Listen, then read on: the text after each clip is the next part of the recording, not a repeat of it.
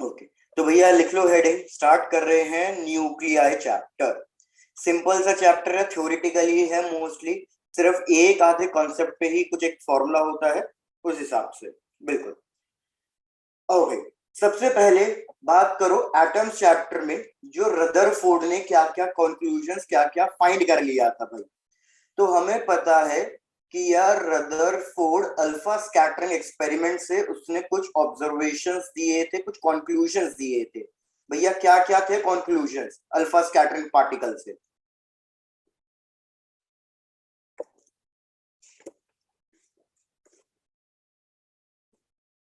भाई बताओ, इतना सन्नाटा क्यों बना रखा है? Most of space in atom is free.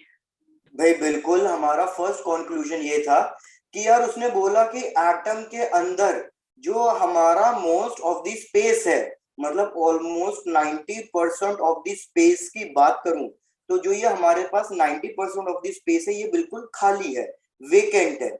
इसलिए हमारे पास maximum alpha particles undeflected straight चले गए क्योंकि एटम में जगह खाली है। और उसी ने कहा इस एटम के अंदर सेंटर पे एक हमारे पास कोई चीज है जहां पे सारा का सारा पॉजिटिव चार्ज सिचुएटेड है। उसने सेंट्रल कोर को क्या नाम दिया था? न्यूक्लियस। Nucleus. बिल्कुल। फिर भाई इसमें सेकंड पॉइंट, उसने बोला कि हमारे जो न्यूक्लियस है उसके अंदर क्या क्या चीज है, मतलब पूरे एटम के अंदर क्या क्या चीज है, कॉन्स्टिट्यूएंट्स ऑफ एटम्स की अगर मैं बात करूं तो उसने बोला कि यार हमारे एटम के अंदर इलेक्ट्रॉन्स हैं जो प्रॉपर अपने ऑर्बिट्स में रिवॉल्व कर रहे हैं, प्लैनेटरी मोशन। उसने बिल्कुल इस तरीके से कॉन्क्लूड किया था। और न्यूक्लियस के अंदर उसने बोला केवल एक ही चीज है और वो एक ही चीज क्या है? प्रोटॉन है। ठीक है, एक बार मैं रिपीट कर देता हूँ, सन्नाटा ज्यादा है आज। कि भाई एटम में 90% जगह खाली है, सेंटर पे एक न्यूक्लियस है जिसके अंदर सारा का सारा पॉजिटिव चार्ज सिचुएटेड है।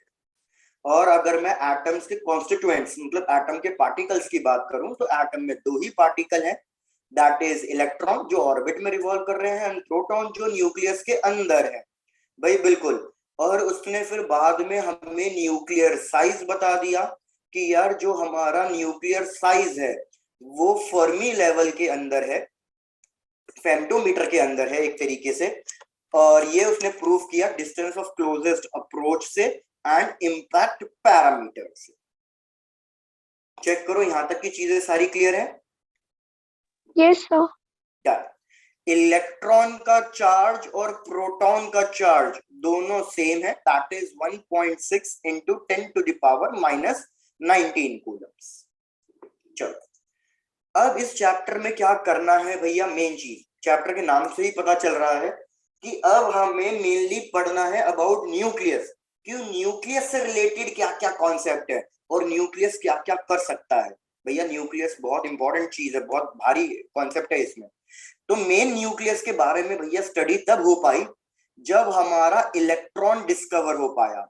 और इलेक्ट्रॉन किसने डिस्कवर किया था? भैया चैडविक ने किया था 1932 में अप्रोक्सीमेटली। भैया उसके बाद सारी कहानी बदली, उसके बाद सारी पिक्चर क्लियर हुई about nucleus and atom.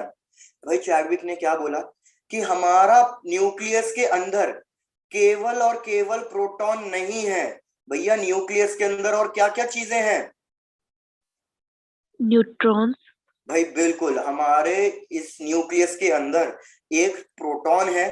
Proton का मास कितना है? 1.6729 इंटू 10⁻⁻27 किलोग्राम। उसने बोला लेकिन इस प्रोटॉन के साथ साथ भैया हमारे पास एक न्यूट्रॉन भी है। एक मिनट, एक न्यूट्रॉन भी है। न्यूट्रॉन का मास कितना होता है? भाई न्यूट्रॉन का मास कितना होता है? किसी को नहीं पता, वेरी गुड।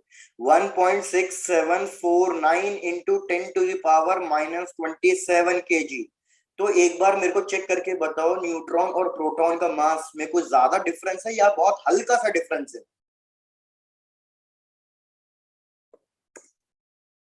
वेरी Sir, बहुत कम भाई difference वेरी है. गुड। कि यार प्रोटॉन और न्यूट्रॉन के बीच के अगर मास की बात करें तो बहुत कम डिफरेंस है। अगर मैं बात करूं कि भैया कौन सा भारी है, तो हमारा प्रोटॉन क्या कहता हूँ, न्यूट्रॉन का मास भारी है कंपेयर टू प्रोटॉन से, लेकिन बहुत माइन्यूट डिफरेंस है, बहुत कम डिफरेंस है। तो इसलिए अब हम क्या अज्यूम करके चलेंगे, जनरली हम अज्यूम करके चलेंगे कि मास ऑफ प्रोटॉन और मास ऑफ न्यूट्रॉन क्या है, सेम है। लेकिन इन दोनों की वैल्यू को सेम तब अज्यूम करेंगे जब हम मास को किसमें रिप्रेजेंट कर रहे हैं, किलोग्राम्स में। एक बार रिपीट कर रहा हूं, चेक करो। मैं कह रहा हूं प्रोटॉन और न्यूट्रॉन के मास में बिल्कुल जरा सा फर्क है, बहुत हल्का सा फर्क है। तो भले ही न्यूट्रॉन हल्का सा भारी है प्रोटॉन से, लेकिन फिर भी दोनों के मास को सेम अज्यूम करेंगे। लेकिन दोनों के मास को सेम सिर्फ तब अज्यूम करेंगे जब आप मास को किसमें रिप्रेजेंट करोगे, किलोग्राम्स में रिप्रेजेंट करोगे। और अगर मैं चार्ज ऑफ न्यूट्रॉन की बात करूं तो हमारा चार्ज ऑफ न्यूट्रॉन कितना होता है भैया, 0. 0 होता है। सिंस न्यूट्रॉन पे कोई चार्ज नहीं है, तो इसलिए ये न्यूट्रॉन ना तो इलेक्ट्रिक फील्ड से डिफ्लेक्ट होगा और ना तो मैग्नेटिक फील्ड से डिफ्लेक्ट होगा, ये किसी भी फील्ड से डिफ्लेक्ट नहीं होगा। तो अगर मैं इसको फील्ड में रखूं तो भैया ये बिल्कुल स्ट्रेट जाएगा। जैसे हमने magnetic effects of electric current में पढ़ा है कि अगर भैया ये मैं ले रहा हूं मैग्नेटिक फील्ड, और इस मैग्नेटिक फील्ड के अंदर अगर मैं 4 पार्टिकल्स लूं, अल्फा पार्टिकल, प्रोटॉन, न्यूट्रॉन और इलेक्ट्रॉन, तो इनका पाथ कैसे होगा। तो हमें ये तो पता ही है कि अगर किसी भी पार्टिकल को मैग्नेटिक फील्ड में मूव कराओ तो वो कैसा पाथ फॉलो करता है, सर्कुलर पाथ फॉलो करता है। अब अल्फा पार्टिकल और प्रोटॉन दोनों का नेचर सेम है, तो ये दोनों भैया सेम डायरेक्शन की तरफ डिफ्लेक्ट करेंगे, बस एक का रेडियस बड़ा होगा और एक का रेडियस छोटा होगा। भैया किसका रेडियस बड़ा होगा, अल्फा पार्टिकल का या फिर प्रोटॉन का। सर अल्फा पार्टिकल का। भैया अल्फा पार्टिकल का, क्योंकि रेडियस का फॉर्मूला होता था mv/qb। तो अल्फा पार्टिकल का मास, अब आपको कितनी बार बता चुका हूं कि भैया अल्फा पार्टिकल का मास 4 times the mass of proton होता है और charge of the alpha particle 2 times the charge of proton होता है। तो इसीलिए छोटा वाला रेडियस ये होगा प्रोटॉन के लिए, ये होगा अल्फा पार्टिकल के लिए। इलेक्ट्रॉन प्रोटॉन जितना ही, और मतलब चार्ज सेम है, इलेक्ट्रॉन बस अपोजिट डायरेक्शन में जाएगा। और एक हमारा अकेला न्यूट्रॉन होगा जो भैया किसी से डिफ्लेक्ट नहीं करेगा, वो सीधा का सीधा जाएगा।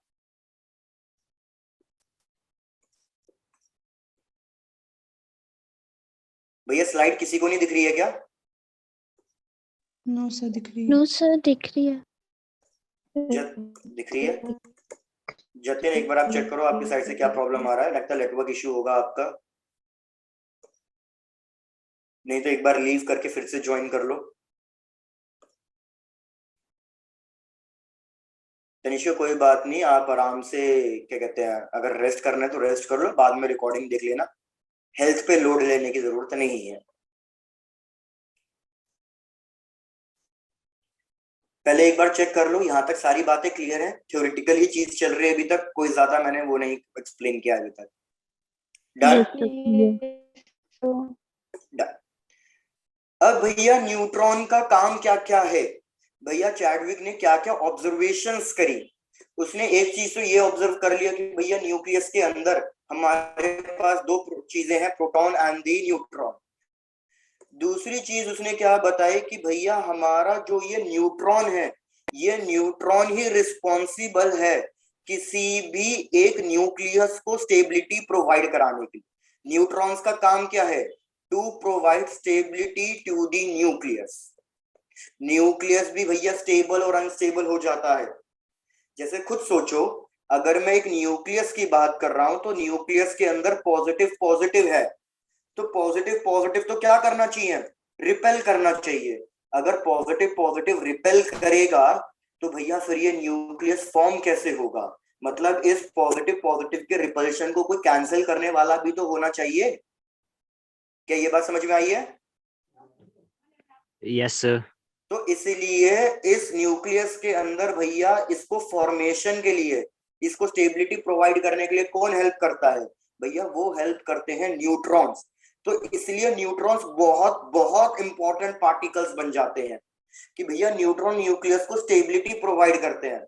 जितने ज्यादा न्यूक्लियस होंगे भैया उस हिसाब से हमारा न्यूक्लियस इतना ज्यादा स्टेबल होगा या अनस्टेबल होगा, ये चीज याद रखना। अब न्यूट्रॉन के साथ दिक्कत क्या है, एक चीज याद रखो, जब तक ये न्यूट्रॉन इस न्यूक्लियस के अंदर है तब तक तो ये भैया बहुत ज्यादा शरीफ पार्टिकल है, बहुत ज्यादा शरीफ और स्टेबल, शांत नेचर का। भैया जब तक ये न्यूट्रॉन को न्यूक्लियस के अंदर रखोगे तब तक तो ये बिल्कुल शांत रहेगा, कोई ड्रामे नहीं करेगा, कुछ हरकत नहीं करेगा। लेकिन जैसे ही आपने इस न्यूट्रॉन को न्यूक्लियस के बाहर लिया है, भैया न्यूक्लियस के बाहर कैसे लेके आएंगे इसको, कुछ ना कुछ कोलिजन करा के। जैसे रदरफोर्ड ने जब अल्फा स्कैटरिंग पार्टिकल किया, अगर कोई पार्टिकल बिल्कुल न्यूक्लियस के अंदर तक चले जाए, टकरा जाए, तो वो प्रोटॉन या न्यूट्रॉन से टकराएगा और वो न्यूट्रॉन हमारा बाहर निकल के आ जाएगा। तो जब न्यूट्रॉन हमारा न्यूक्लियस के बाहर निकल के आ जाता है ना, तो फिर भैया उससे ज्यादा अनस्टेबल पार्टिकल कोई नहीं, फिर ये highly unstable particle, dangerous particle की तरह बन जाता है। और ये न्यूट्रॉन अपने आप को बाकी चीजों में कन्वर्ट करना शुरू कर देता है। ये न्यूट्रॉन क्या करने लग जाता है, जैसे ये न्यूक्लियस से बाहर निकल गया, ये अपने आप को प्रोटॉन, इलेक्ट्रॉन और एक एंटी न्यूट्रिनो में कन्वर्ट कर लेता है। अब मेरे को पहले तो एक बात बताओ, लास्ट पॉइंट को छोड़कर, इस वाले पॉइंट को छोड़कर, कि आपको क्या क्या समझ में नहीं आया, तो मैं वो रिपीट करूं, पहले तो ये बता दो। Clear sir. क्लियर है, क्लियर बढ़िया। सर। अब मैं आपको लास्ट वाला ये चीज एक्सप्लेन कर रहा हूं कि मैं क्या कहना चाहता हूं। इस चीज को हम कहेंगे डिसइंटीग्रेशन। भाई मैंने कहा जब तक हमारा न्यूट्रॉन न्यूक्लियस के अंदर है तब तक तो वो कुछ नहीं कर रहा भैया, बहुत शांत बंदा है। जैसे ही आप इस न्यूट्रॉन को बाहर निकालते हो, तो न्यूट्रॉन भैया क्या कर लेता है, अपने आप को 3 पार्टिकल्स में कन्वर्ट कर सकता है। जरूरी नहीं कि हमेशा 3 में करे, मतलब ये किसी में भी कन्वर्ट हो सकता है। ये न्यूट्रॉन या तो एक प्रोटॉन में कन्वर्ट हो सकता है, अल्फा पार्टिकल वगैरह में, या फिर ये एक इलेक्ट्रॉन में कन्वर्ट हो सकता है। भाई प्रोटॉन के पास मास होता है या नहीं होता? Yes sir. Yes sir. Proton अगर रेस्ट पे है या मूव करे तो भी इसके पास मास होगा।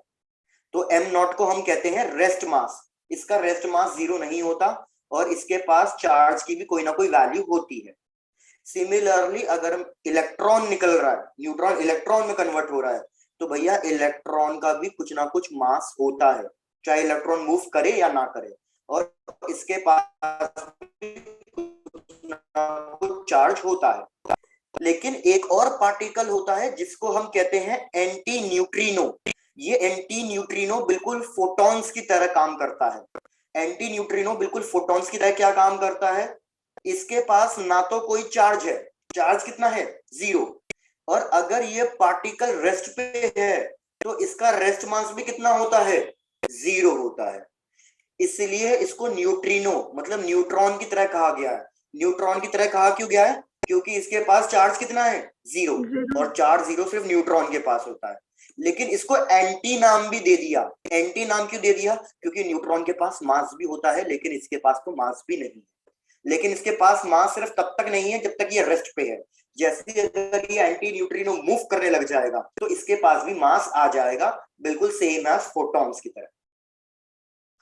क्लियर हो गई यहां तक की बातें? Yes sir. Yes sir. बढ़िया। तो पहले भैया यहाँ तक पूरा अपना जो भी नोट डाउन करना है नोट डाउन करो, फिर आगे बढ़ते हैं। मेरी वॉइस लैग कर रही है भाई, सबके लिए लैग कर रही है क्या? No sir. यस भैया हो सकता है, बाकी मेरे को तो यहाँ पे नेटवर्क इश्यू शो नहीं कर रहा। जिस दिन शो करता है मैं खुद ही बता देता हूँ, आप लोग भी नेटवर्क इश्यू चेक कर लो। Okay sir.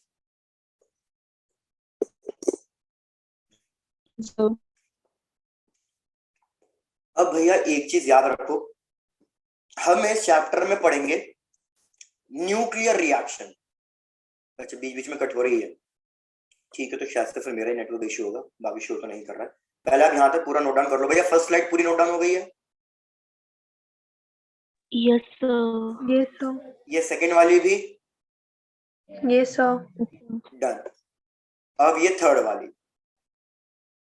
अच्छा ठीक है, आपका ये नेटवर्क इशू था, डन। अब मैं आपको क्या बोल रहा हूँ, याद है आपको हमने ये एटम्स चैप्टर में पढ़ा है कि अगर कोई इलेक्ट्रॉन अपना ग्राउंड स्टेट छोड़कर एक्साइटेड स्टेट में चले जाए, भैया जैसे मैंने कहा ये एक इलेक्ट्रॉन है और ये उसका ग्राउंड स्टेट है, अगर कोई इलेक्ट्रॉन अपना ग्राउंड स्टेट को छोड़कर एक्साइटेड स्टेट में चले जाए तो वो इलेक्ट्रॉन अनस्टेबल हो जाता है। तो वो क्या करेगा भैया, स्टेबिलिटी लाने के लिए वो वापस अपने ग्राउंड स्टेट में आएगा, लेकिन जब वो अपने वापस ग्राउंड स्टेट में आएगा तो वो क्या करने लगेगा, इलेक्ट्रोमैग्नेटिक वेव्स, रेडिएशन प्रोड्यूस करने लगेगा। न्यूक्लियस के साथ भी कुछ ऐसा ही है।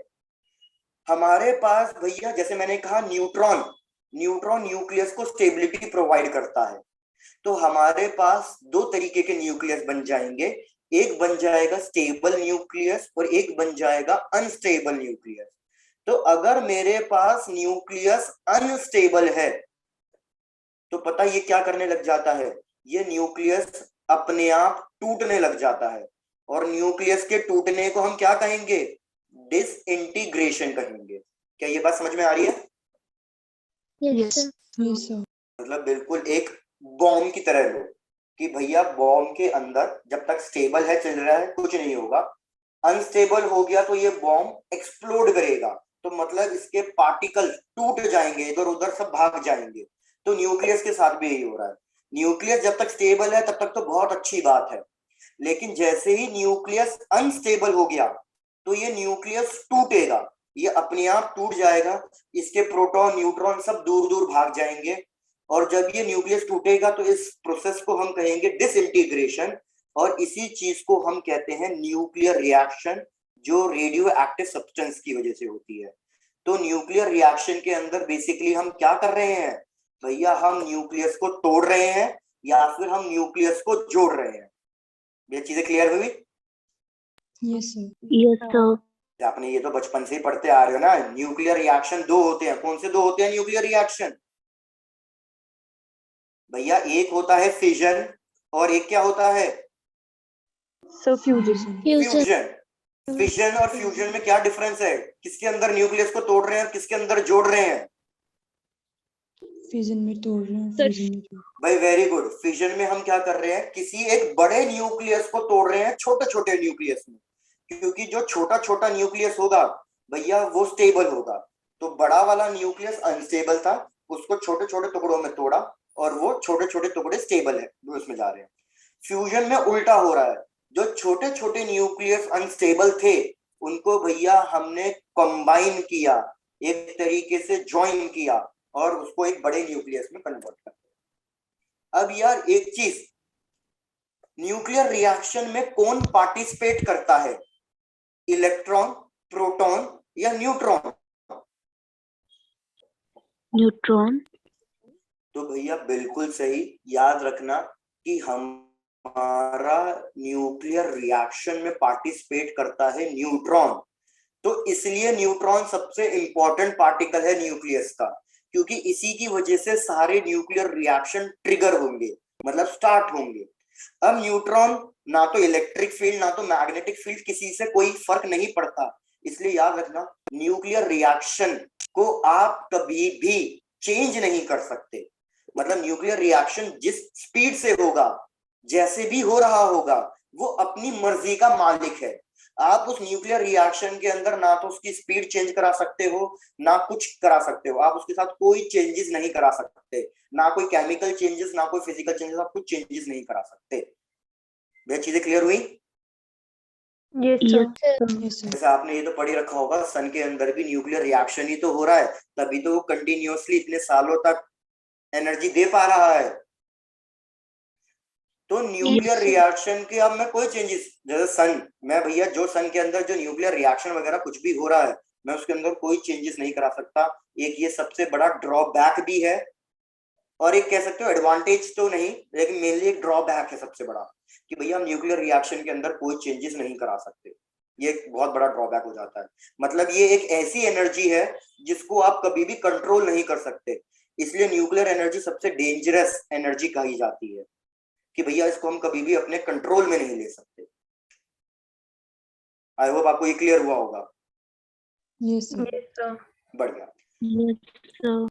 तो हम क्या कर रहे हैं भैया, जैसे मैंने कहा हम इस चैप्टर में न्यूक्लियस के बारे में पढ़ रहे हैं, न्यूक्लियस के बारे में करना है, और न्यूक्लियस का सबसे इंपॉर्टेंट पार्टिकल न्यूट्रॉन है। तो इस चैप्टर में मतलब मेनली हम न्यूट्रॉन पे फोकस करके चलेंगे, हम सब कुछ पढ़ेंगे न्यूट्रॉन वगैरह सब चीजें के बारे में, न्यूक्लियस के बारे में पूरा पूरा। तो यहाँ तक भी नोट डाउन कर लो, फिर आगे बढ़ता हूँ। Done, sir. Done, sir. चलो बढ़िया, आगे बढ़े। अब भैया फिर से मेरे को बता दो, मास ऑफ इलेक्ट्रॉन कितना होता है? Mass of electron 9.1 into 10 to the power -31 kilograms. ठीक है। अगर मैं आपसे पूछूं मास ऑफ प्रोटॉन कितना होता है, तो मास ऑफ प्रोटॉन होता है हमारे पास 1.67 मैंने कुछ गलती नहीं, इसे ही लिखा है, into 10 to the power -27 kilograms. और मास ऑफ न्यूट्रॉन कितना होता है? 1.6749 into 10 to the power -27 kilograms. तो यार एक चीज याद रखना, हमारा मास ऑफ इलेक्ट्रॉन बहुत ज्यादा छोटा है मास ऑफ प्रोटॉन से, और मैं आपको ये भी बता चुका हूं कितने का डिफरेंस है इलेक्ट्रॉन और प्रोटॉन के मास में। 1836 टाइम अप्रोक्सीमेटली इतना छोटा है हमारा इलेक्ट्रॉन प्रोटॉन के कंपैरिजन में, 1800 गुना छोटा है मास। तो इसलिए हम क्या करेंगे भाई, जैसे मैंने बोला आप प्रोटॉन और न्यूट्रॉन को तो सेम अज्यूम कर लोगे मास में, लेकिन अगर इलेक्ट्रॉन का कंपैरिजन किया जाए तो हम मास ऑफ इलेक्ट्रॉन को ऑलमोस्ट 0 कंसीडर कर लेंगे जब वो प्रोटॉन या न्यूट्रॉन के साथ ऐड हो रहा होगा। ये वाली बात समझ में आई है? Yes, sir. Yes, Yes, sir. sir. एक बार बाकी रिपीट कर देता हूं। जैसे अगर मैं आपसे पूछूं भैया what will be mass of nucleus, एक न्यूक्लियस का मास कितना होगा, तो आप बोलोगे सर न्यूक्लियस का मास होगा टोटल नंबर ऑफ प्रोटॉन का मास, जितने भी प्रोटॉन होंगे मतलब उनका मास, प्लस जितने भी न्यूट्रॉन होंगे उनका मास। सिमिलरली अगर मैं आपसे पूछूं भैया एक पूरे एटम का मास बताओ, एक पूरे एटम का मास कितना होगा? Sir, mass of proton plus mass of neutron plus mass of electron. भाई very good, mass of proton plus mass of neutron, जिसको हम कह सकते हैं basically mass of nucleus plus mass of electron. लेकिन अब मैं कह रहा हूं कि एक वैल्यू, जैसे एक वैल्यू ले लो कि भैया एक वैल्यू है 10 लाख और एक वैल्यू है 0.001, तो क्या ये वैल्यू इस पे कोई फर्क डालेगी?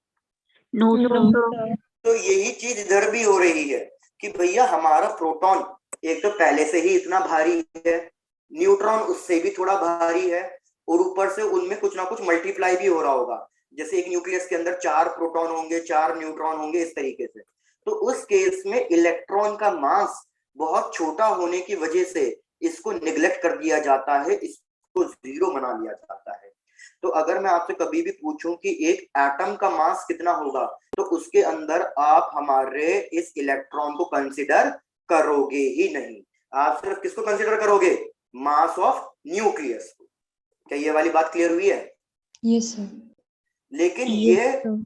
लेकिन जैसे मैंने अभी बोला था, ये अजम्पशन कि इलेक्ट्रॉन का मास 0 कर लिया, ये सिर्फ तब होगा जब आप मास को किसके टर्म्स में लिख रहे होगे? किलोग्राम्स के टर्म्स में लिख रहे होगे। अगर मास को आप किलोग्राम्स की जगह किसी और यूनिट में यूज करोगे तब आप कैंसिल आउट नहीं कर सकते। तो यहां तक नोट डाउन करो। अब हम पढ़ेंगे कि भैया हम मास को कि कौन से और यूनिट में रिप्रेजेंट करेंगे।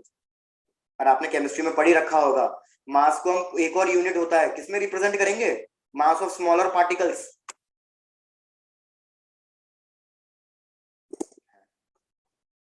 किसी ने कुछ नहीं बोला, कोई बात नहीं भैया।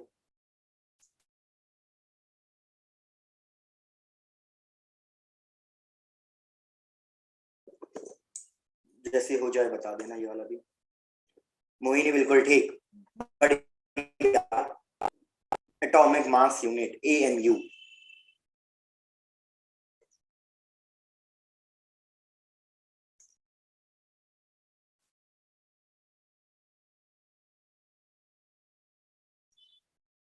भाई बढ़ू आगे? Yes, sir. चलो डन। तो भैया हेडिंग लिखो एटॉमिक मास यूनिट। केमिस्ट्री में आपने पढ़ ही रखा है मोस्टली, ये चैप्टर देखा जाए तो केमिस्ट्री जैसा ही पार्ट है, काफी चीजें तो आपने पहले से ही पढ़ रखी है, बस एक आधी चीजें नहीं होगी जो आपने जैसे केमिस्ट्री में ना पढ़ रखी हो। रेडियो एक्टिविटी, लेकिन वो भी मेरे ख्याल से आपने केमिस्ट्री में सब पढ़ ही रखा होगा, हाफ लाइफ, मीन लाइफ, ये सब चीजें।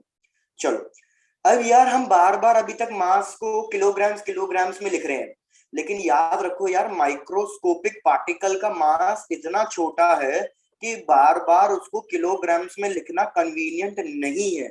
तो माइक्रोस्कोपिक पार्टिकल्स का मास हम एक दूसरे यूनिट में लिखते हैं जो ज्यादा कन्वीनियंट है लिखने में, और वो यूनिट क्या है?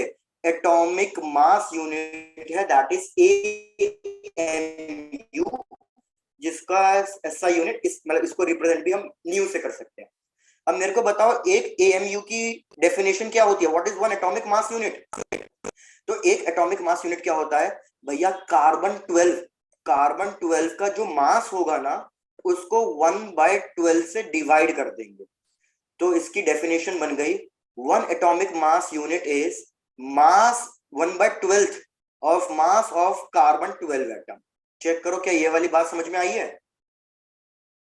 जैसे एग्जांपल बता, मतलब वैल्यू से बता रहा हूं। sir. कार्बन 12 का मास भाई कितना होता है? कार्बन 12 का मास होता है 1.99 इंटू 10⁻26 किलोग्राम्स। ये होता है मास ऑफ कार्बन 12 एटम। तो मेरे को क्या करना है, अगर मेरे को एक एटॉमिक यूनिट कैलकुलेट करना है तो इसी वैल्यू को मैं किससे डिवाइड कर दूंगा? 12 से डिवाइड कर दूंगा। तो जब मैं इस वैल्यू को 12 से डिवाइड करूंगा तो भैया मेरे पास आंसर आएगा 1.66 इंटू 10⁻27 किलोग्राम। तो इस पूरी वैल्यू को हमने रिप्लेस कर दिया वन एटॉमिक मास यूनिट। इससे क्या एडवांटेज मिला? अब भैया मेरे को पता है ना प्रोटॉन और न्यूट्रॉन का मास 10⁻27 में ही होता है, तो हमारे पास भैया उसको हम रिप्रेजेंट कर सकते हैं एटॉमिक मास यूनिट में। याद रखना, अब हम मास ऑफ इलेक्ट्रॉन, प्रोटॉन सब कुछ एटॉमिक मास यूनिट में ही बात करेंगे। तो जैसे मैं बोलूं मास ऑफ इलेक्ट्रॉन, तो भैया मास ऑफ इलेक्ट्रॉन कितना होता है? क्या किसी को वैल्यू याद है? Sir, 9.1 into 10 raised to power minus 13. -31 kilograms. वो किलोग्राम्स में है, मैं एटॉमिक मास यूनिट में पूछ रहा हूँ, क्योंकि अब हम सबको एटॉमिक मास यूनिट में ही रिप्रेजेंट करेंगे। तो ये हो जाएगी वैल्यू मास ऑफ इलेक्ट्रॉन। अब आपको याद रखनी है ये वैल्यू 0.00055 AMU। भैया क्या याद रहेगा? Yes, sir. Similarly mass of proton 1.0073 atomic unit, ये मास ऑफ प्रोटॉन है। और जैसे मैंने बोला कि भैया हमारा मास ऑफ न्यूट्रॉन इससे हल्का सा भारी 1.0086 एटॉमिक मास यूनिट। भैया ये वैल्यूज अब आप याद रखोगे। ये सारी वैल्यूज हमने बात कर ली है एटॉमिक मास यूनिट में। एक मिनट को कंप्लीट करो।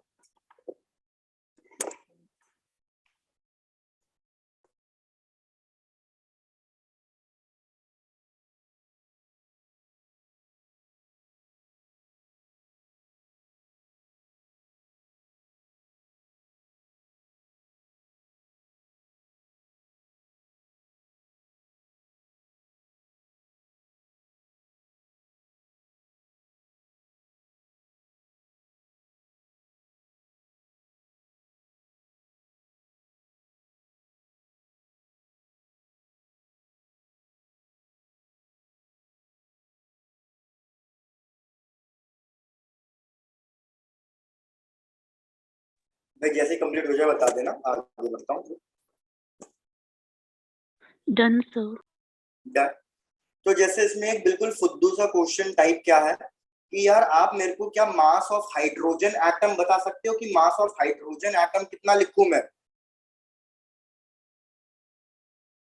Find the mass of hydrogen atom in atomic mass unit. तो मास ऑफ हाइड्रोजन एटम में आप क्या लिखोगे? Mass of proton plus mass of neutron plus, भाई क्या लिखोगे? अरे भाई जल्दी बता दो। मास ऑफ इलेक्ट्रॉन। electron, क्या? बिल्कुल। अब मेरे को बताओ कि हाइड्रोजन के अंदर क्या न्यूट्रॉन होता है? No, hydro sir. भैया हाइड्रोजन एटम के अंदर याद रखना हमारे पास एक ही प्रोटॉन होता है और एक ही इलेक्ट्रॉन होता है। अभी बाकी मैं आपको समझा भी दूंगा। तो ये न्यूट्रॉन तो कट हो गया। अब क्या इधर मैं मास ऑफ इलेक्ट्रॉन कट कर सकता हूं? नहीं, नहीं कट कर सकता। क्यों? क्योंकि अब हम मास को किलोग्राम्स में नहीं लिख रहे हैं, अब हम मास को किस में लिख रहे हैं? एटॉमिक मास यूनिट में। तो अब ये मास ऑफ इलेक्ट्रॉन कैंसिल आउट नहीं होगा। तो मास ऑफ प्रोटॉन हो गया 1.0073 प्लस मास ऑफ इलेक्ट्रॉन 0.0055। इस वैल्यू को ऐड करके बता दो भैया कितना आंसर है। चलो, तो मास ऑफ ये हो जाएगा 1.00785 एटॉमिक मास यूनिट। भैया समझ में आ गया आपको यहाँ तक की बातें भी? Yes, yes, sir. sir. बढ़िया।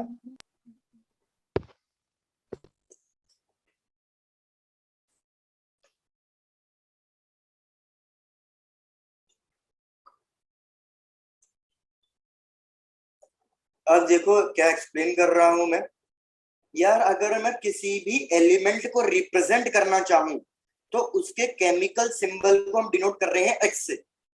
जैसे एल्यूमिनियम का chemical symbol Al, sodium Na, तो ऐसे किसी भी एलिमेंट का केमिकल सिंबल जनरली एक्स। अब इस एलिमेंट को रिप्रेजेंट, किसी भी एलिमेंट के लिए दो इंफॉर्मेशन चाहिए होती है हमें। एक चाहिए होता है Z और एक चाहिए होता है A, जहां पे भैया Z क्या रिप्रेजेंट करता है? Atomic number. और एटॉमिक नंबर किसी भी एटम का क्या बताता है मेरे को? Number of protons. भाई very good, number of protons. और अगर ये एटम न्यूट्रल है तो यही नंबर ऑफ प्रोटॉन किसके बराबर होंगे? नंबर ऑफ इलेक्ट्रॉन्स के बराबर। तो भैया याद रखना Z हमें बेसिकली नंबर ऑफ प्रोटॉन की इंफॉर्मेशन दे देता है कि किसी भी एक एटम में कितने प्रोटॉन्स हैं। A क्या होता है भैया? A होता है atomic mass number. Atomic mass number का मतलब ये मास नहीं बता रहा है, नंबर बता रहा है। किस चीज का नंबर बता रहा है? ये बता रहा है total number of proton plus total number of neutrons. Neutrons, मैंने इलेक्ट्रॉन लिख दिया गलती से। Proton plus neutron. अब यार ये प्रोटॉन और न्यूट्रॉन न्यूक्लियस के पार्टिकल्स है ना भाई? प्रोटॉन और न्यूट्रॉन sir. न्यूक्लियस के पार्टिकल्स हैं। तो हम इनको अब कलेक्टिवली, प्रोटॉन और न्यूट्रॉन को कलेक्टिवली हम कहेंगे न्यूक्लियॉन्स। तो ए किसकी वैल्यू बताता है मेरे को? ए बेसिकली मेरे को नंबर ऑफ न्यूक्लियॉन्स बताता है। क्या क्लियर हुई बात? तो मेरे को बताओ नंबर ऑफ न्यूट्रॉन। मैं सिर्फ न्यूट्रॉन न्यूट्रॉन कैलकुलेट करना चाहता हूं कि कितने न्यूट्रॉन्स हैं। तो कैसे कैलकुलेट करूंगा मैं? Atomic mass minus proton. भाई वेरी गुड। एटॉमिक मास में दोनों आ रहे हैं। इस NP को मैं इसी इक्वेशन को सिंपलीफाई करके लिख रहा हूं। A होता है number of proton plus number of neutrons, और नंबर ऑफ प्रोटॉन्स को हम रिप्लेस कर सकते हैं Z से। तो नंबर ऑफ न्यूट्रॉन्स आ जाएगा हमारे पास A माइनस Z। इस तरीके से हम किसी भी एक एटम के, एलिमेंट के नंबर ऑफ न्यूट्रॉन्स निकाल सकते हैं। तो हाइड्रोजन के लिए तो 1 और 1 लिख 1। टोटल नंबर ऑफ न्यूक्लियॉन्स भी कितने हैं?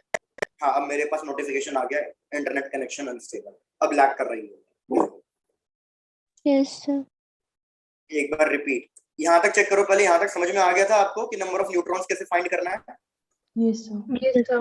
Yes, sir. ठीक है भाई, मैं जैसे मैं कह रहा हूँ, मैं हाइड्रोजन के लिए लिख रहा हूँ 1 1। हाइड्रोजन के हालांकि आइसोटोप्स वगैरह भी होंगे, अभी फिलहाल उसकी बात नहीं कर रहा हूँ। मैंने 1 1 लिख दिया, तो इसका मतलब प्रोटॉन कितने हो गए? 1, एटॉमिक नंबर 1 है। टोटल न्यूक्लियॉन्स भी कितने हो गए? 1। तो इस केस में नंबर ऑफ न्यूट्रॉन्स कितने हो जाएंगे? 0। तो यही चीज पीछे हुई इधर नंबर ऑफ न्यूट्रॉन 0 हो गया तो सिर्फ प्रोटॉन प्लस इलेक्ट्रॉन लिखा, इसलिए मास ऑफ हाइड्रोजन एटम आ गया 1.00785 atomic mass unit. I hope आपको ये चीज समझ में आ गई होगी। Yes, sir. Yes, sir. Yes, sir.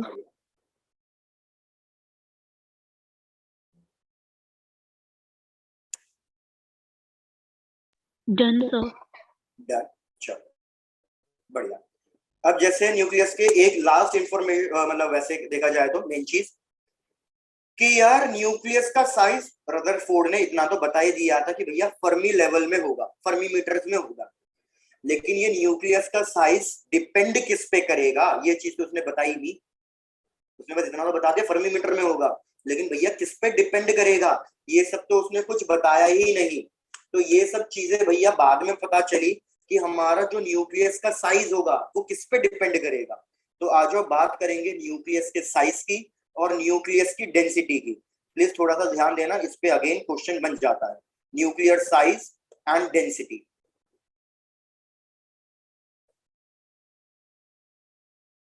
भाई ये बाद में पता क्या गया कि न्यूक्लियस न्यूक्लियस क्या कोई सॉलिड स्ट्रक्चर है या कुछ लिक्विड टाइप का स्ट्रक्चर है?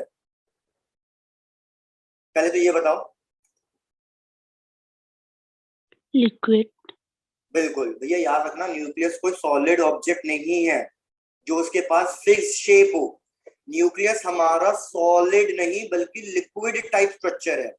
अब जैसे वाटर का केस लो, अगर मैं वाटर की एक ड्रॉपलेट लूं तो भैया वाटर के ड्रॉपलेट के अंदर उसके खुद के मॉलिक्यूल्स का फोर्स इतना स्ट्रांग होता है कि वाटर ड्रॉपलेट हमेशा अपने आप कौन से शेप को अज्यूम कर वो कर लेती है, अटेन कर लेती है, स्फेरिकल शेप। Spherical. तो ऐसा ही न्यूक्लियस के साथ हो रहा है। न्यूक्लियस के पास कोई फिक्स्ड बाउंड्री नहीं है, कोई फिक्स्ड शेप नहीं है, लेकिन न्यूक्लियस के अंदर इतना स्ट्रॉन्ग न्यूक्लियर फोर्स लग रहा है कि हम न्यूक्लियस को अज्यूम कर लेते हैं कि भैया जनरली न्यूक्लियस अपने आप को कैसा शेप का कर लेगा, ऑक्यूपाई अटेन कर लेगा, स्फेरिकल शेप का ही कर लेगा। तो भैया उसने कहा कि क्या रिपीट करना है क्या, कुछ आवाज आई या किसी को डाउट आ रहा है क्या? No, sir. Done. No, sir. Voice भी सही आ रही है या अभी भी लैग कर रही है? No, sir. ठीक है, No, sir. बढ़िया। तो भी मैंने कहा कि न्यूक्लियर फोर्सेस की वजह से ये अज्यूम किया गया कि न्यूक्लियस हमारा ऑलमोस्ट एक स्फेरिकल शेप ही लेता होगा, और न्यूक्लियस का जो वॉल्यूम है भैया ये फाइंड किया गया कि न्यूक्लियस को जो वॉल्यूम है that depends upon atomic mass number. मतलब जितना ज्यादा एटॉमिक मास नंबर होगा भैया उतना ज्यादा इसका वॉल्यूम होगा। अब ये स्फेरिकल शेप है तो स्फेरिकल शेप का वॉल्यूम का फॉर्मूला क्या होता है? All upon भाई very good, 4/3 pi r cube. तो ये डायरेक्टली प्रोपोर्शनल होगा ए के। तो भैया इस 4/3 पाई तो कांस्टेंट है, तो हमने लगा दिया आर और दोनों साइड हमने वो ले लिया, बेसिकली क्यूब रूट ले लिया। तो मैंने लिख दिया r is directly proportional to A to the power 1/3। Proportionality sign है, इसको कांस्टेंट में लिख देंगे तो यहाँ पे कांस्टेंट आएगा आर नॉट। आर नॉट होगा न्यूक्लियर कांस्टेंट और ए टू द पावर 1/3। तो भैया ये एक इंपॉर्टेंट कंक्लूजन था कि हमारे जो न्यूक्लियस का साइज होगा, जो रेडियस होगा, वो एटॉमिक मास नंबर के क्यूब रूट के बराबर होगा, क्यूब रूट के प्रोपोर्शनल होगा। और जैसे मैंने कहा आर नॉट हमारे पास एक कांस्टेंट है और इसकी वैल्यू फिक्स है 1.2 फेम्टोमीटर। तो बताओ अगर मैं इस आर नॉट में कोई भी एक नंबर मल्टीप्लाई करूं तो उसकी वैल्यू भी तो फेम्टोमीटर में ही आएगी। इसलिए पता चल गया कि न्यूक्लियर का जो रेडियस होगा वो फेम्टोमीटर में आएगा। एक बार चेक करो, यहां तक की बात समझ में आई है? Yes, sir. Yes, अभी sir. खत्म नहीं हुआ है, प्लीज चेक कर लो। अब इसी के साथ साथ हम डिस्कस करते हैं अबाउट न्यूक्लियर डेंसिटी। तो मेरे को बताओ भैया डेंसिटी का फॉर्मूला क्या होता है? What is the formula for density? Mass and For volume. Very good. तो अगर मैं न्यूक्लियस की डेंसिटी फाइंड करना चाहूं तो मेरे को लिखना पड़ेगा total mass of the nucleus divided by भैया वॉल्यूम ऑफ द न्यूक्लियस। अब क्या मैं मास ऑफ द न्यूक्लियस को, प्लीज 1 मिनट देना, 1 मिनट प्लीज।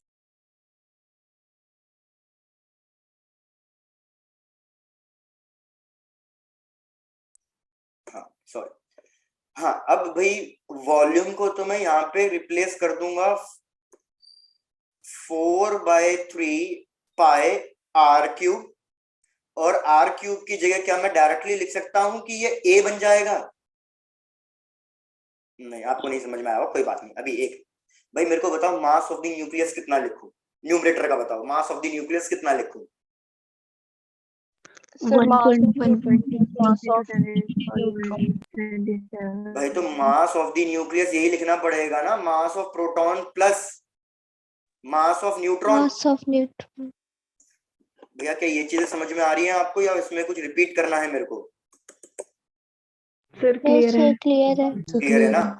अब लेकिन भैया क्या मैं इसको MA लिख सकता हूं?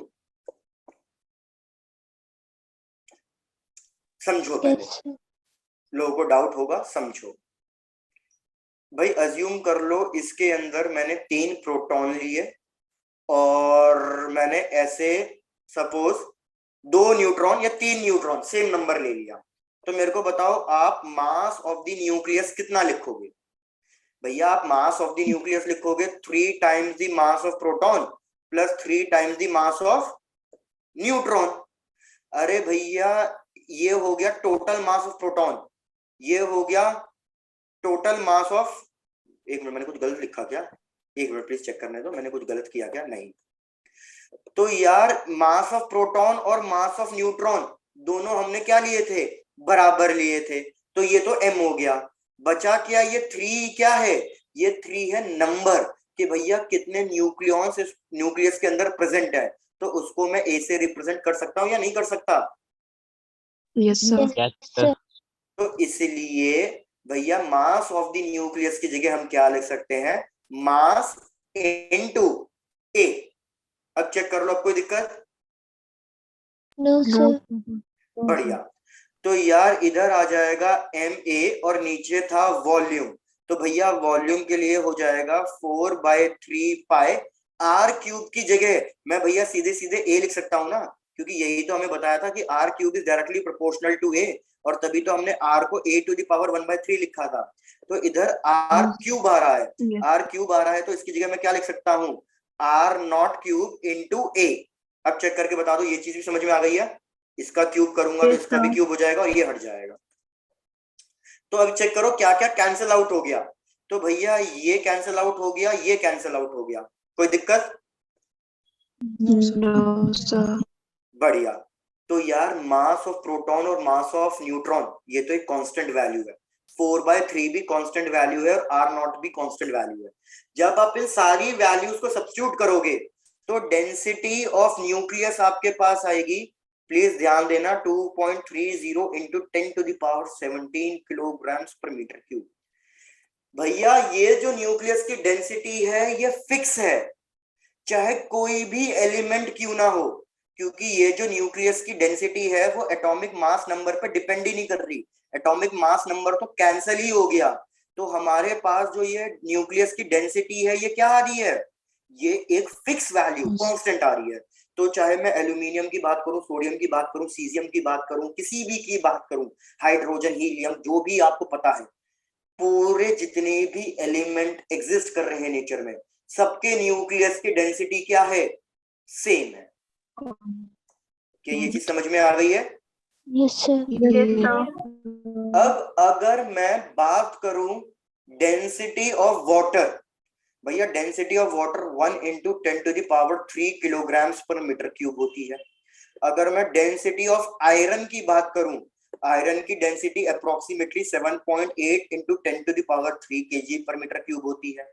भैया हम स्टील को थोड़ा सा सबसे स्ट्रॉन्गेस्ट टाइप मानते हैं, तो अगर मैं स्टील की बात करूं तो उसकी भी maximum 8.8 into 10 to the power 3।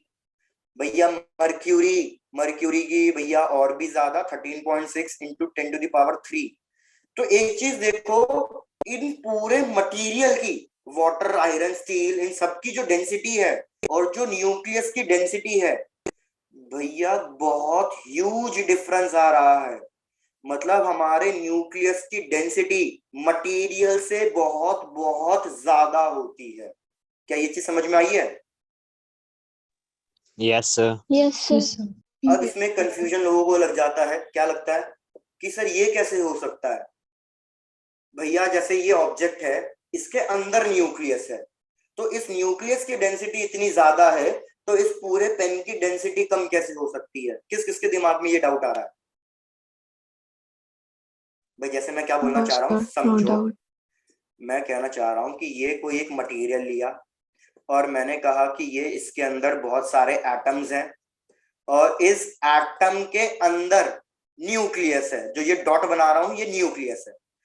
तो काफी लोगों को डाउट ये आता है कि सर जब इस न्यूक्लियस की डेंसिटी इतनी ज्यादा है तो फिर इस पूरे मटेरियल की डेंसिटी कैसे कम हो गई?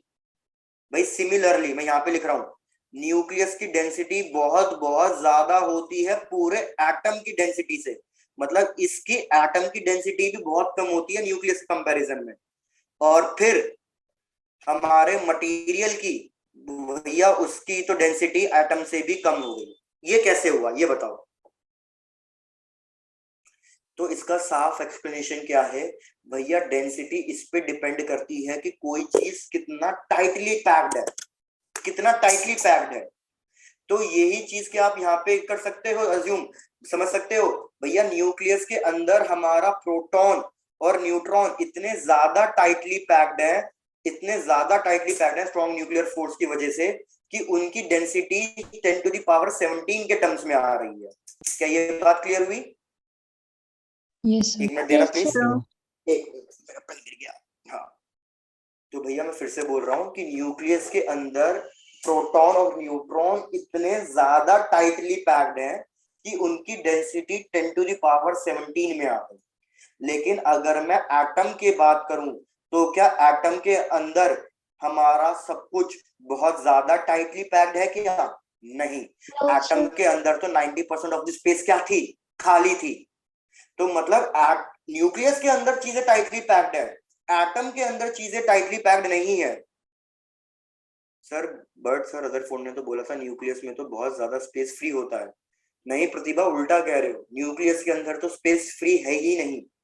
स्पेस फ्री एटम के अंदर है, न्यूक्लियस के अंदर नहीं। जैसे इधर देखो, मैं कह रहा हूं ये न्यूक्लियस पूरा का पूरा खचाखच भरा पड़ा है, खाली कहाँ है? खाली भैया ये देखो, ये जगह पूरी खाली खाली दिख रही है ना आपको? एटम के अंदर 90% जगह खाली है, न्यूक्लियस के अंदर तो बिल्कुल भी जगह खाली नहीं है। ठीक है, तो इसलिए जब एटम के मतलब न्यूक्लियस के अंदर बिल्कुल भी जगह खाली नहीं है तो डेंसिटी हाई आ रही है। एटम के अंदर तो बहुत जगह खाली है, मतलब चीजें टाइटली पैक्ड नहीं है, तो इसलिए इसकी डेंसिटी बहुत कम आएगी। क्या ये वाला रीजन समझ में आया?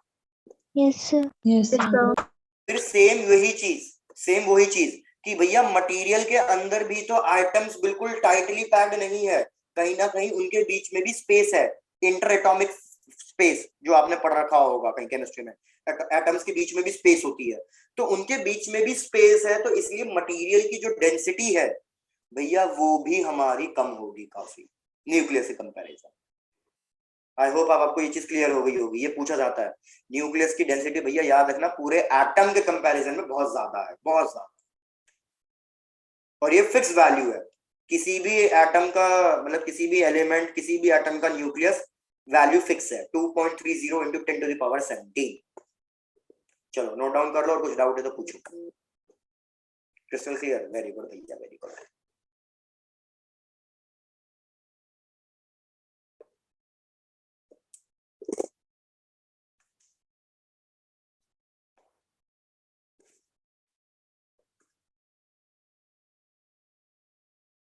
चलो, तो आई होप सबका नोट डाउन भी हो गया होगा।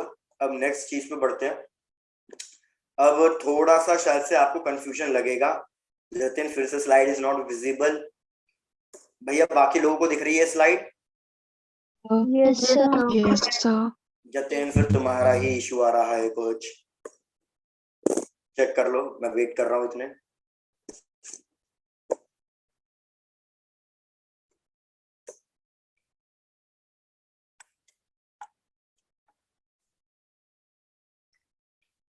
डन। चलो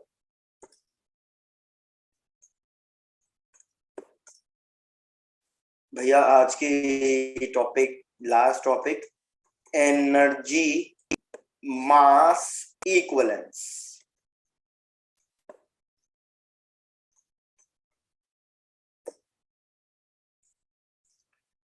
भाई आइंस्टीन ने एक फॉर्मूला दिया था एनर्जी मास इक्वलेंस का। कौन सा फॉर्मूला था वो एनर्जी मास इक्वलेंस का? E is mc square. भाई बिल्कुल सही, E equals to mc square. अब जरा इस फॉर्मूले की गहराइयों को समझो। भैया आइंस्टीन ने क्या कहा कि एनर्जी और मास, भैया ऊपर के टॉपिक की हेडिंग का ही मतलब समझ लो, एनर्जी मास इक्वलेंस मतलब इक्वालिटी, इक्वल। उसने कहा एनर्जी और मास दोनों हमेशा सेम होते हैं, इक्वल होते हैं। मतलब कंजर्वेशन ऑफ मास ऐसा कुछ होता ही नहीं है। आप अभी तक लोअर क्लास में यही पढ़ते आ रहे हो ना कि मास हमेशा कांस्टेंट रहता है। Yes, sir. Yes, sir. भैया रिपीट, आप अभी तक लोअर क्लासेस में यही पढ़ते आ रहे हो कि conservation of mass, mass constant रहता है। सिमिलरली कंजर्वेशन ऑफ एनर्जी की एनर्जी भी कांस्टेंट रहती है। आइंस्टीन ने बोला ये दोनों गलत है, ऐसा कुछ होता ही नहीं। सही चीज क्या है? उसने बोला कि भैया सही चीज है कंजर्वेशन ऑफ एनर्जी मास, मतलब किसी भी सिस्टम की एनर्जी और मास ये दोनों क्वांटिटी मिलाकर कांस्टेंट रहती है। मास अकेला कांस्टेंट नहीं रहता, एनर्जी अकेली कांस्टेंट नहीं रहती। और ये चीज उसने प्रूफ करके दिखाई। भाई ये चीज मैं आपको पहले भी बता चुका हूं, एक फॉर्मूला होता है m equals to m naught. मैंने ये आपको डुअल नेचर और एटम्स में पढ़ाया था, root divided by root of 1 minus v square by c square, जहां पे m नॉट क्या होता था? Rest mass. आइंस्टीन ने क्या बोला, अगर कोई भी पार्टिकल बहुत ज्यादा हाई स्पीड से मूव करने लग जाए, मतलब ऑलमोस्ट स्पीड ऑफ लाइट से मूव करने लग जाए, तो भैया उसमें उसका मास इंक्रीज हो जाता है पार्टिकल का।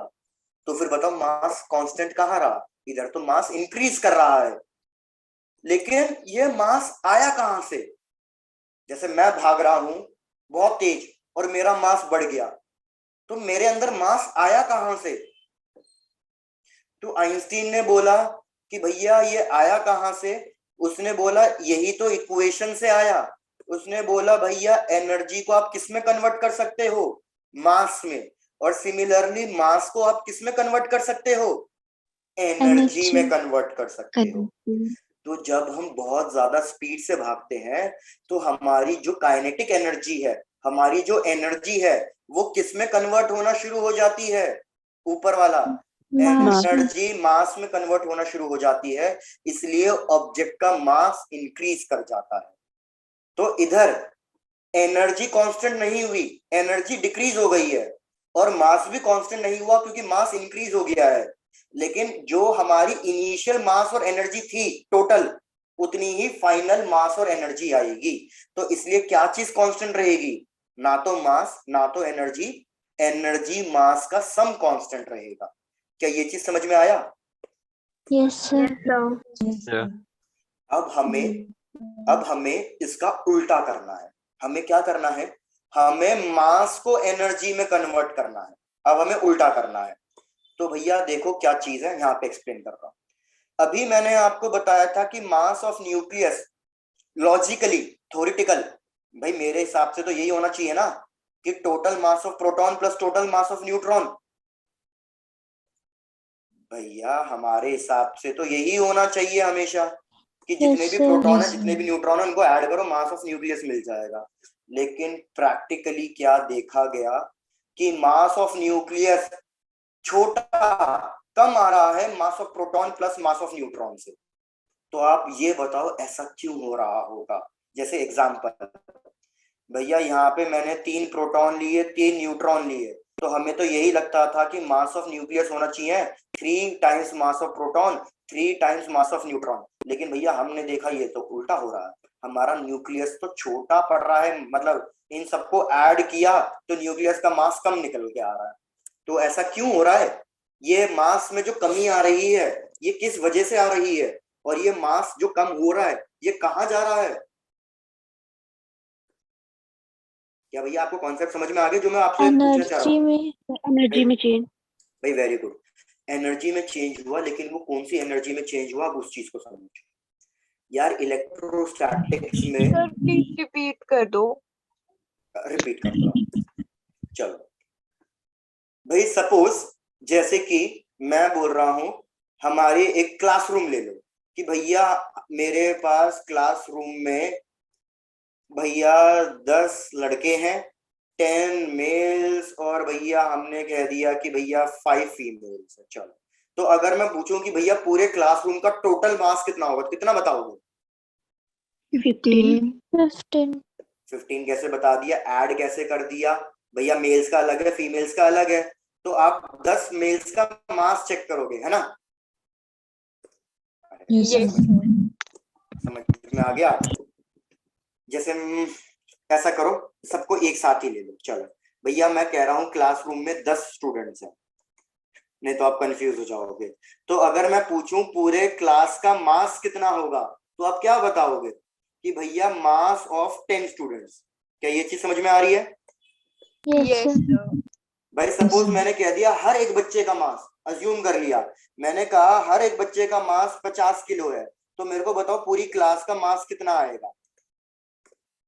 15 to 10। 50 इंटू 10, तो 500 किलो आना चाहिए पूरी क्लास का मास। कोई दिक्कत? yes sir लेकिन हमने क्या No, देखा कि क्लास का मास 500 किलोग्राम्स नहीं आ रहा है। हमने देखा कि भैया मास ऑफ जो क्लास आ रहा है वो 500 किलोग्राम से कम आ रहा है।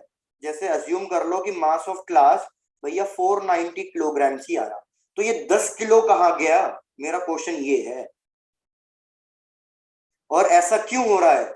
ये लॉजिक से उल्टा क्यों चल रहा है? भैया हमारे हिसाब से तो ये वाली चीज ही करेक्ट होनी चाहिए, तो फिर ये नई चीज कहां से आ गई? 10 किलो कहाँ गया? ये कॉन्सेप्ट क्लियर हो रहा है जो मैं समझाना चाह रहा हूँ? yes sir तो बस यही चीज मैं न्यूट्रॉन और प्रोटॉन के लिए कह रहा हूँ कि भैया हमारे हिसाब से तो न्यूक्लियस का मास प्रोटॉन प्लस न्यूट्रॉन होना चाहिए था, लेकिन भैया इधर तो न्यूक्लियस का मास कम आ रहा है, तो मतलब मास डिक्रीज हुआ है। लेकिन भैया ये मास डिक्रीज हुआ है तो ये कहाँ गया होगा ये वाला मास? तो अब तो आप एक्सप्लेन कर ही सकते हो ना कि भैया ये वाला मास किधर गया होगा? एनर्जी में कन्वर्ट हो गया होगा। लेकिन अब कौन सी एनर्जी में कन्वर्ट हुआ होगा वो समझो। अब एक बात बताओ, एक चीज को याद रखना, अगर आप चार्जेस को किसी भी कॉन्फ़िगरेशन में अरेंज कर रहे हो तो उसको अरेंज करने के लिए आपको हमेशा एनर्जी की रिक्वायरमेंट होती है। जैसे मैं आपको एक चीज याद दिला दूं, इलेक्ट्रोस्टैट आपको राकेश सर ने पढ़ाया होगा कि यार एक क्वेश्चन होता है बड़ा कॉमन सा कि एक इक्विलैटरल ट्राइंगल है और यहाँ पे मैंने तीनों के वर्टेक्स पे पॉजिटिव पॉजिटिव चार्ज रख दिया, तो अगर ये पॉजिटिव पॉजिटिव चार्ज को फ्री छोड़ दूं तो भैया ये क्या करेंगे? ये रिपेल करके दूर दूर चले जाएंगे। लेकिन फिर भी मैंने इनको एक कॉन्फ़िगरेशन में सेट करके रखा हुआ है, फिक्स करके रखा हुआ है, तो भैया मैंने सारे चार्जेस को पकड़ के रखा होगा, इनको दूर जाने नहीं दिया होगा, मतलब मेरे को कुछ ना कुछ एनर्जी चाहिए होगी। तो आपने पढ़ रखा होगा potential energy of the system. तो भैया अगर आपको आंसर तो मेरे को पता याद नहीं होगा, इस केस में potential energy of the system आता है 3kq² डिवाइडेड बाय a। मतलब एनर्जी चाहिए होती है इन चार्जेस को इस कॉन्फ़िगरेशन में अरेंज करने के लिए, और कितनी एनर्जी चाहिए हमें? 3kq² bye a। क्या ये चीज समझ में आई है? yes sir सिमिलरली अगर मैं कोई एक स्फीयर ले रहा हूं और इस स्फीयर के अंदर मैं पॉजिटिव चार्ज भर रहा हूं, इस स्फीयर को हमने कह दिया न्यूक्लियस, तो पॉजिटिव पॉजिटिव तो रिपेल करेगा, तो फिर भी मैंने इनको इकट्ठा लाके रखा हुआ है, कलेक्ट करके रखा हुआ है। तो अगर मैंने इनको कलेक्ट करके रखा हुआ है तो क्या ये अपने आप कलेक्ट हो गए होंगे या कोई ना कोई एनर्जी देनी पड़ी होगी इनको? सर एनर्जी देनी पड़ेगी। बिल्कुल, इनको कुछ ना कुछ एनर्जी देनी पड़ी होगी। और ये एनर्जी क्या भाई मैं घर में बैठ के न्यूक्लियस बना रहा था? मैं घर में बैठ के थोड़ी न्यूक्लियस बना रहा हूं, वो तो अपने आप बन रहा है। तो ये न्यूक्लियस को अपने आप एनर्जी कहां से मिल रही है? तो ये न्यूक्लियस को अपने आप एनर्जी कौन दे रहा है? मास दे रहा है।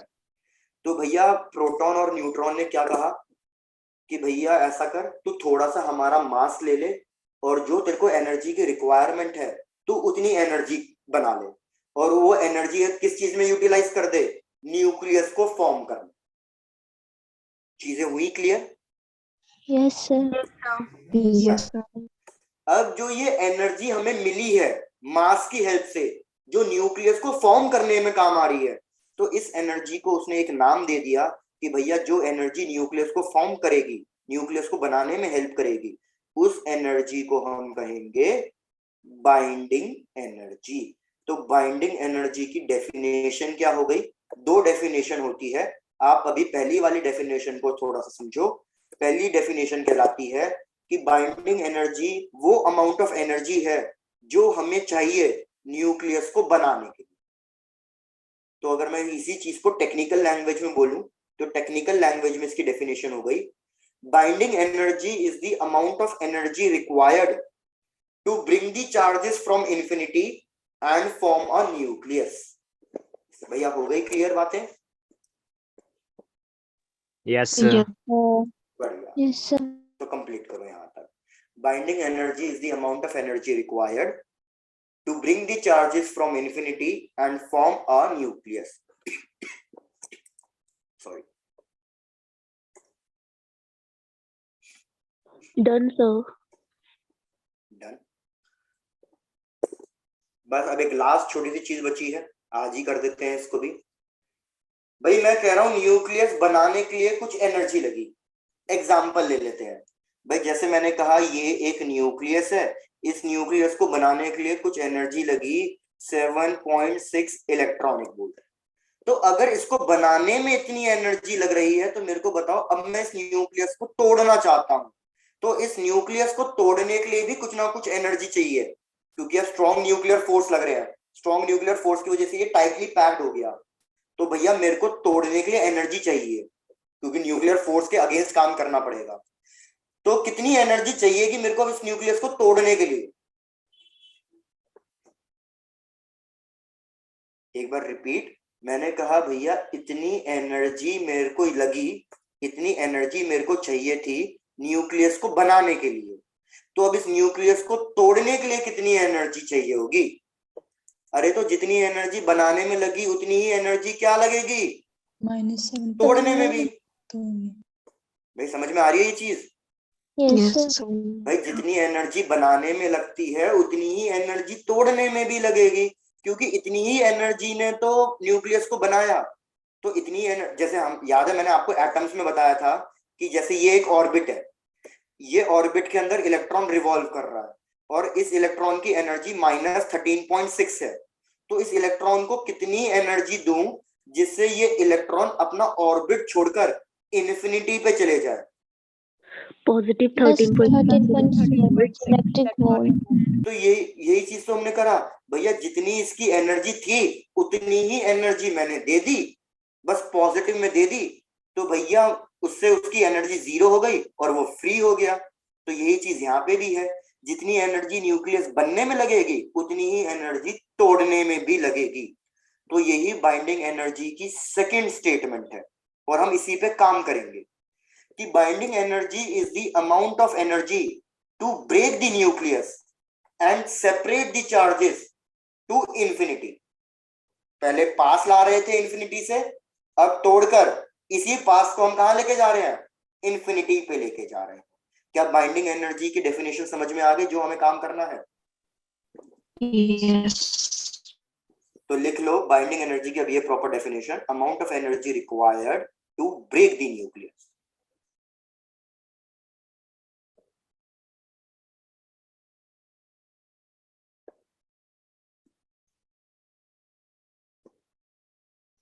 To break the nucleus and separate its particles, separate its constituents to infinity।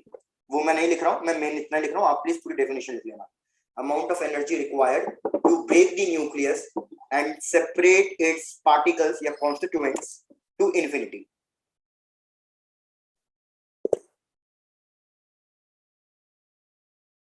Sir तो बाइंडिंग एनर्जी की दो अलग अलग डेफिनेशंस होती है। दो अलग डेफिनेशन भले अलग अलग हो, लेकिन बात तो एक ही है ना। जैसे मैंने कहा, जो न्यूक्लियस बनाने के लिए चाहिए वही न्यूक्लियस तोड़ने के लिए भी चाहिए। अब वो आपके ऊपर है। जैसे वो कहावत नहीं सुनी कि ग्लास आधा खाली या आधा पानी से भरा है, तो कोई कहेगा ग्लास आधा खाली है, कोई कहेगा ग्लास आधा भरा है, तो वो आपके ऊपर है।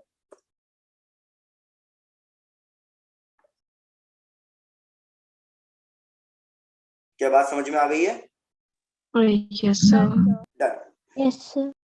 अब भैया बाइंडिंग एनर्जी हम क्यों पढ़ रहे हैं, क्या फायदा मिल रहा है? तो बहुत सिंपल सी बात है।